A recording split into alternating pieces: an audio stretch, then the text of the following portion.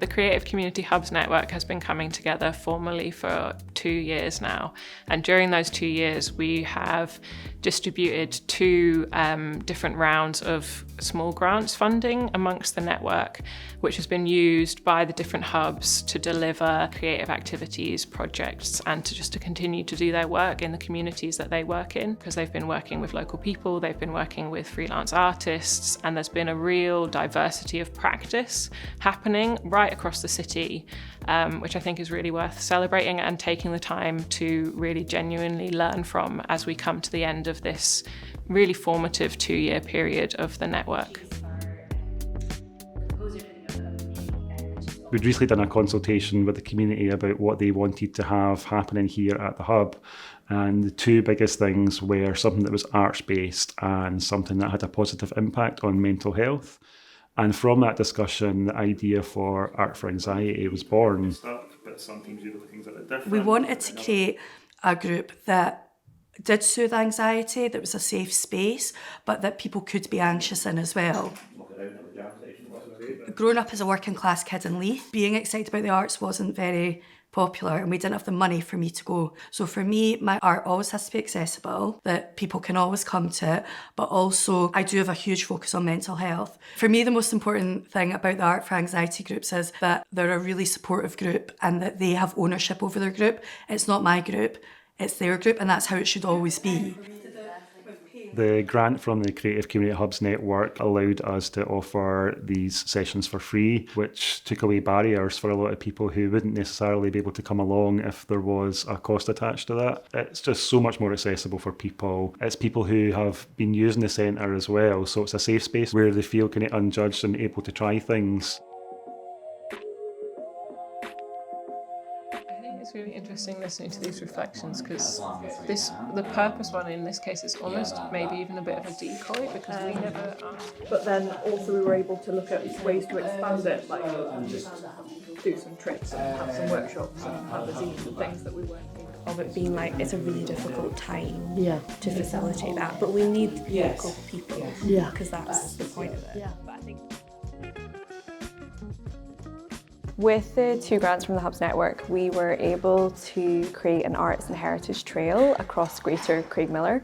We also were able to get funding for core funding, which was for a heritage role, which enabled our heritage network and community and the archive to continue. Archives are notoriously behind red rope, pretty academic, one person deciding what's kept within history and what is not. What we're doing is we're trying to break down those barriers and make it so that it is a community effort. The people in our community share the lived experience of a lot of the stories and the narratives within this work that we hold. Sandra George was a photographer and an artist and a youth worker within Craigmillar, and we hold her body of work. Sandra was my mother. And from a very young age, I was with her when she went to work. A large aspect of her passion was to empower young people to try new things and become more well-rounded because of it. One of her final things she referred to was wanting to have had some sort of legacy. Doing this kind of opens the door to that. I'm really grateful that this opportunity came up for her work to continue in people's minds. For us, the ethos of Sandra, of that care for community and the value of their heritage, we take that on within the archive. So having community members and those with the lived experience within the archive be caring for it and holding it and making sure that it is valued is really essential within the ethos is what we do, and I think Sandra's legacy. With the grant from Hubs Network, we started the Gokamatic program, which allows us to let local artists into our facilities to create their own screen-printed garments and clothing at an affordable price and ethically and as environmentally friendly as possible.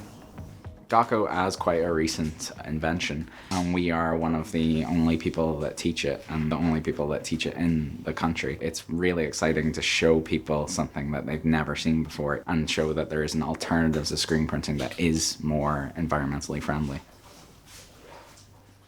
The Hubs Network grant made all the difference. It is literally the reason this exists. I don't think it would be running without it. It allows us to facilitate this without it being any detriment to the work that we already do with Blueprint and that we've established over. It means that we can also get income and also reach a wider community than we were already. I think it's important to have your funding coming from a place and a community in itself.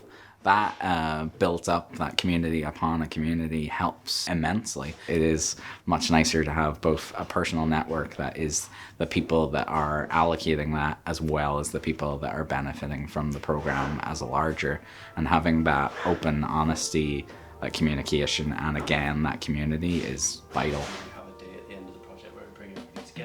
We're able to teach a skill that has also generated income for the people learning that skill consistently throughout it was my goal.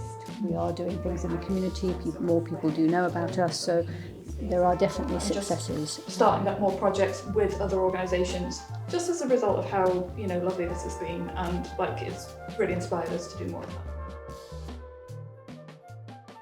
I'm a freelance artist. I work for North Edinburgh Arts running a project called Art for Grown-ups, which exists to facilitate local creative people to be creative in the community together and out and about making public art. It's been developing over about 4 years so far. I can quickly get stuck in a rut, but when I come to Art for Grown-ups, it gives me another way to really look at my own creative practice. And I love that by the end of the week, when I'm starting to lose that motivation, it's time again to come to Art for Grown-ups and we can start that cycle all over again. Art for Grown-ups has a regular workshop. We do projects out with that, but individuals within the group don't have studio space that they can come and do their work on, and I feel like that's what's needed, and that's what these people deserve to flourish. Community Creative Hubs Network allowed us to approach it as a piece of R&D and to kind of say, actually, this is a whole piece of work and we need to do it, and we need to invite the wider community into the conversation, and we need to find new ways of teasing out what people's concerns are, what people's assumptions might be about studio space, and work out what's the best way to do this. What I found most important was picking up new ideas of what a shared space could be. On our visit to Edinburgh College, what I really enjoyed was seeing that they had their own private hubs and their own private workstations, but they also had shared tables, people from different backgrounds, all working on their own little thing, but then coming together and sharing a common interest. The grant alone without the network might not have been given the same impetus to do the same kind of work, because through the meetings that we have and those reflective sessions, you can get feedback from other freelance artists and other professionals about the thing you're thinking of doing. Yeah, to push it forward. The thing that's been really good about this grant in particular is it fed into the Art for Grown-ups project in a way that suits Art for Grown-ups. We've been able to do exactly what we needed to do, and the things that are going to grow out of it will grow out of it in good time. And partly that's the privilege of the fact that we have this project ongoing, so then the small grant can feed in a really, really effective way. But also it's the nature of the way the grant was given to us without any pressure, and with just the acknowledgement that there's good work happening. And if we have a little bit of cash, we can do even more good work when it is appropriate for the people who are in the room. Well, we're a festival city. We see big funders channel all their money into August, and people on the outskirts, but who are very much central to the city, lose out.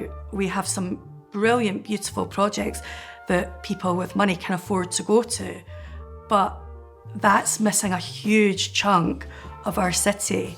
And people need community spaces. They need to be able to explore art and music and theatre, but we need that to continue.